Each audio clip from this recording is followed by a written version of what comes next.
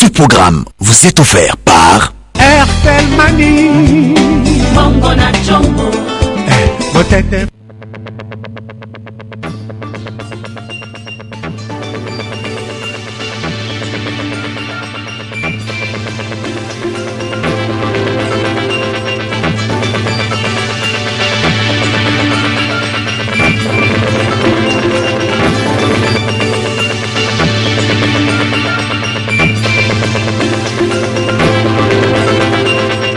Après avoir été reçu par le chef de l'État, le gouverneur de province ont concrétisé les recommandations avec le Premier ministre ce samedi 19 octobre.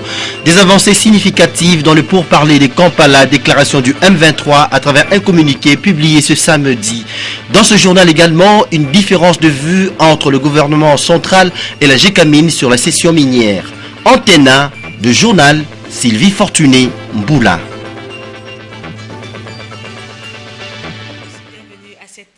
Édition d'information sur Antenna. Merci de nous rester fidèles. La réunion d'évaluation de la conférence de gouverneurs à Kananga, présidée par le chef de l'État, Joseph Kabila, c'est vendredi 18 octobre, a décelé un faible niveau d'exécution de budget d'investissement dans les différentes provinces. Fort de recommandations du président de la République, le Premier ministre a présidé ce samedi 19 octobre 2013 une séance de travail avec le gouverneur de province. L'objectif est de réactualiser les protocoles du budget d'investissement entre l'exécutif national et le pouvoir provincial. C'est un reportage de Jean-Louis Niasekama. 24 heures après la réunion d'évaluation de la conférence de Kananga avec le chef de l'État, le Premier ministre passe à la vitesse supérieure avec les gouverneurs de province. C'est l'actualisation du protocole qui avait été signé entre les provinces et le gouvernement central au sujet de la consommation des investissements. Parce que vous savez que ce sera la fin des discours qui semblait s'installer entre les provinces et le gouvernement central.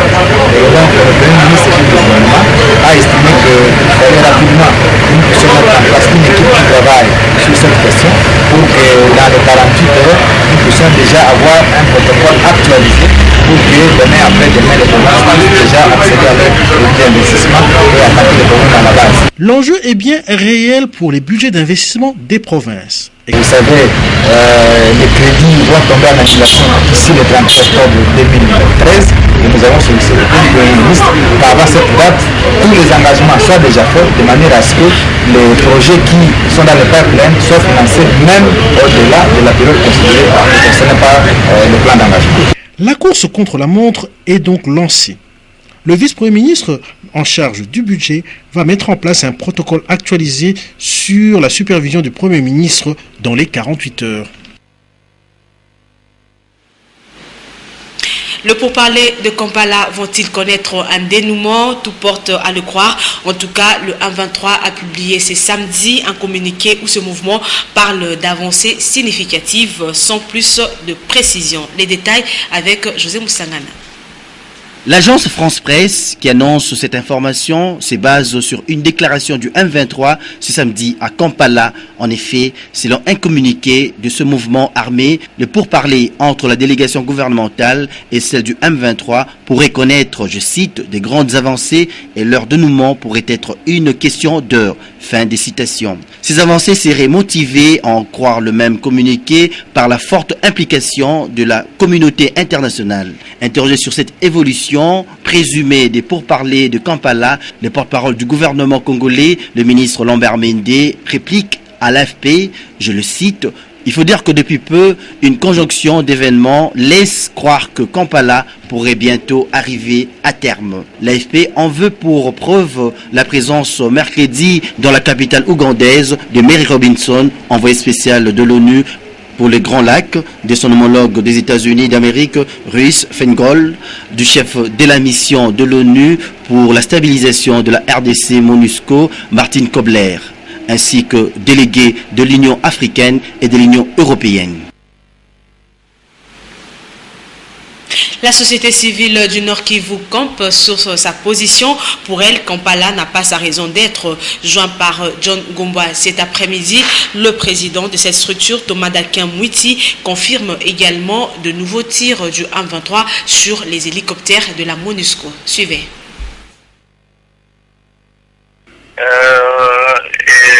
Les avions de la MONUSCO en particulier pluies ordinaires sur le territoire, au-dessus des collines du territoire de Nyiragongo, vers Kibumba, ont essuyé des tirs de M23. Voilà, et donc pour le M23, ils ont cru que ce sont des avions, que c'était un hélico de FRDC, il fallait tirer dessus, mais nous avons compris que c'était tout simplement un argument qu'ils voulaient avancer, puisque les avions, les hélicoptères de FRDC sont différents des hélicos de la MONUSCO. Et ce n'est pas la première fois.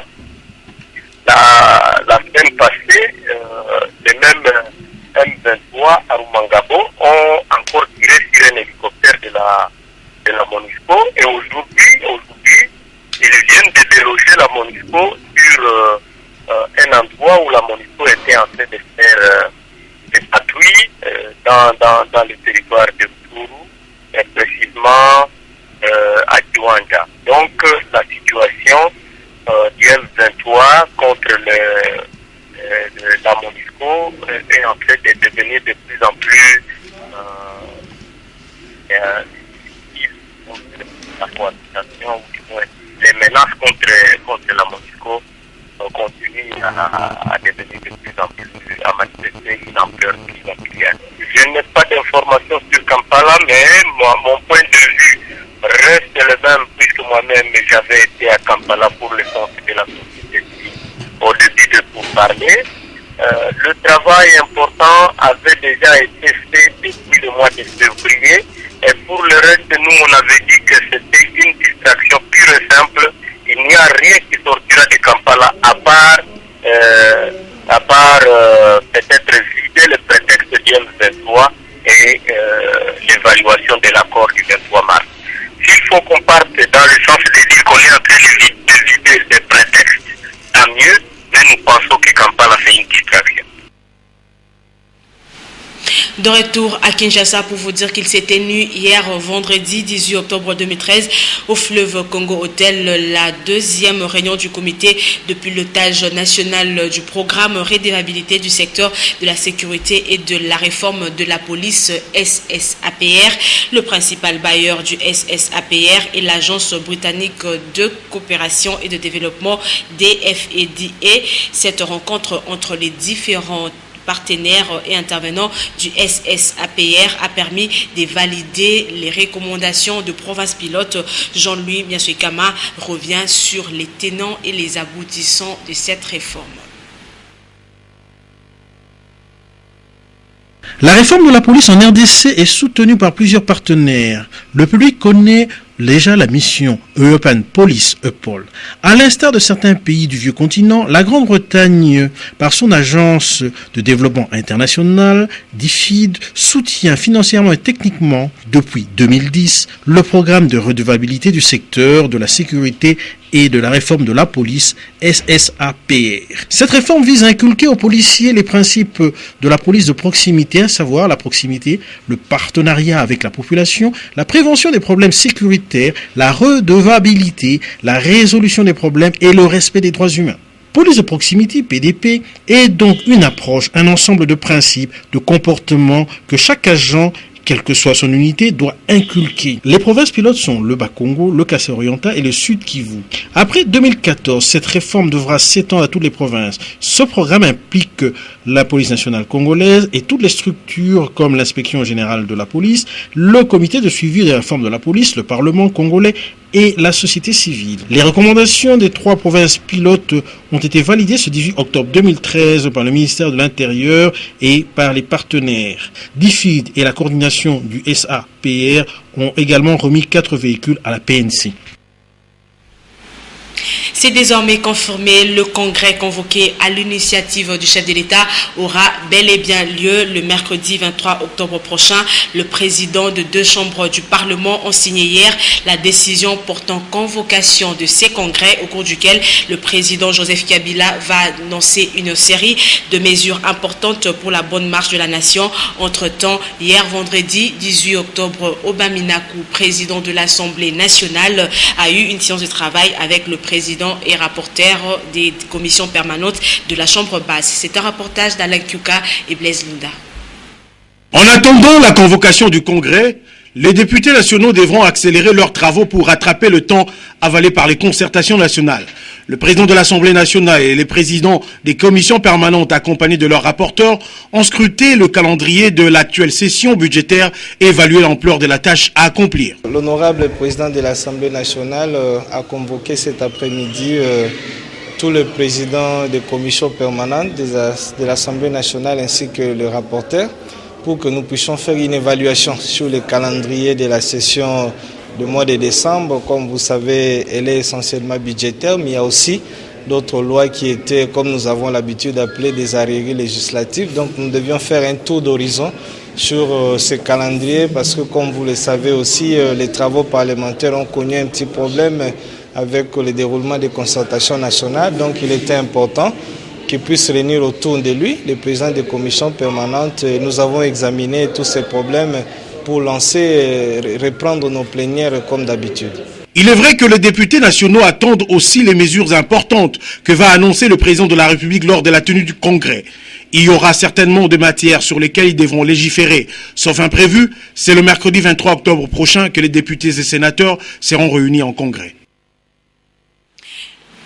Et puis le ministre du Plan, Célestin Vouna-Bandi, a reçu ce samedi 19 octobre une délégation des habitants du quartier Ngombe-Lutendele de la commune de Mongafula.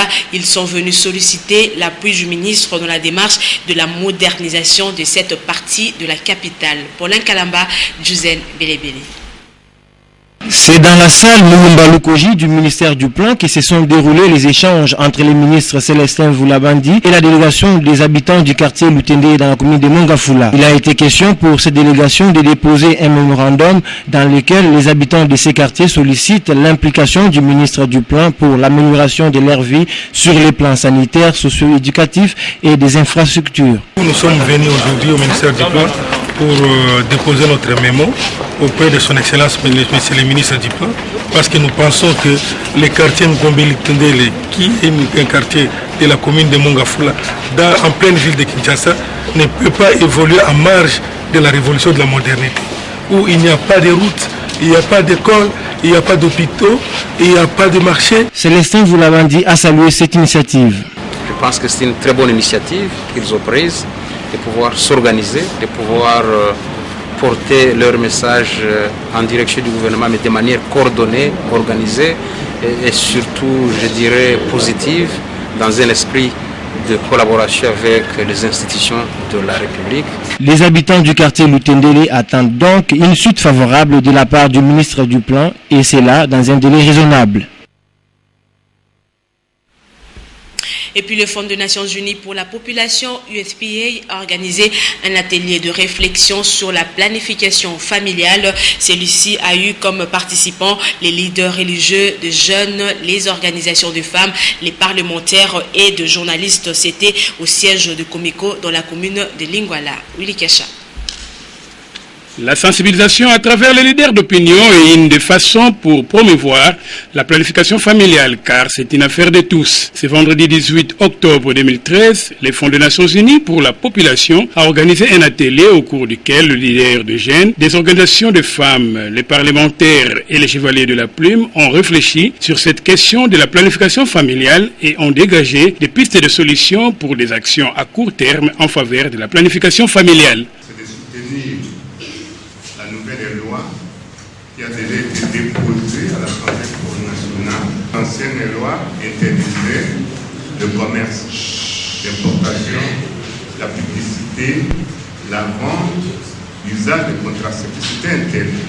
Il y aura des marches de santé et à l'issue de laquelle les journalistes peuvent porter des t-shirts ou d'autres insignes qui vont porter des messages clés de manière à inviter la population à avoir un comportement favorable à la paix.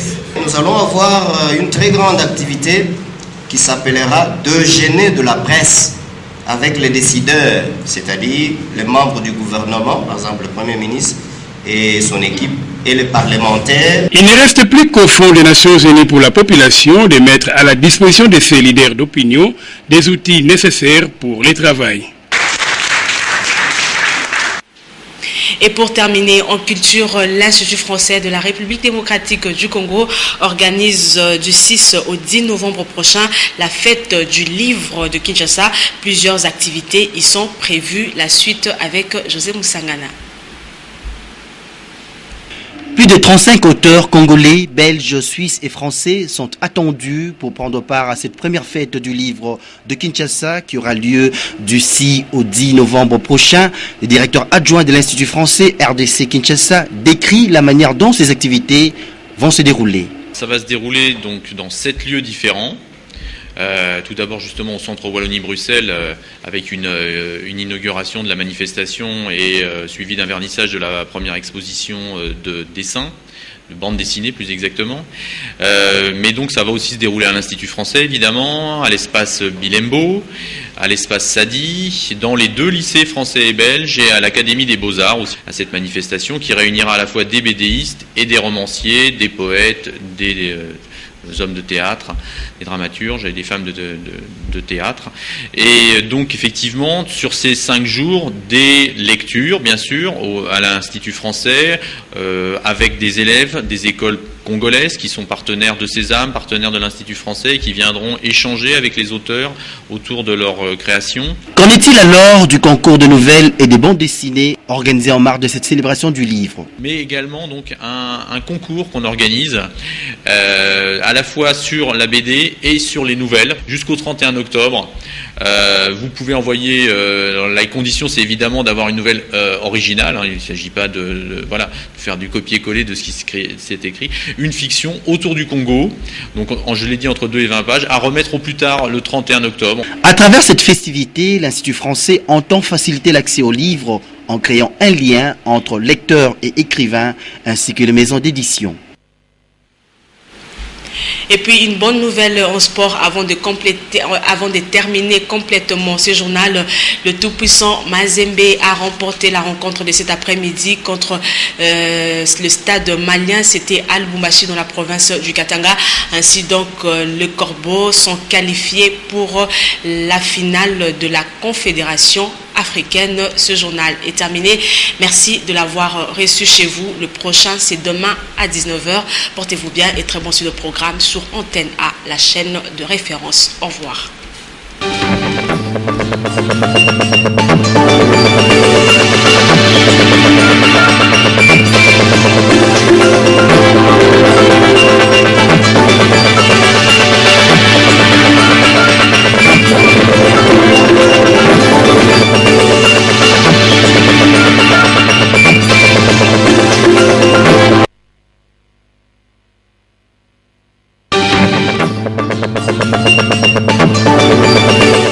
Ce programme vous a été offert par RTL Mani.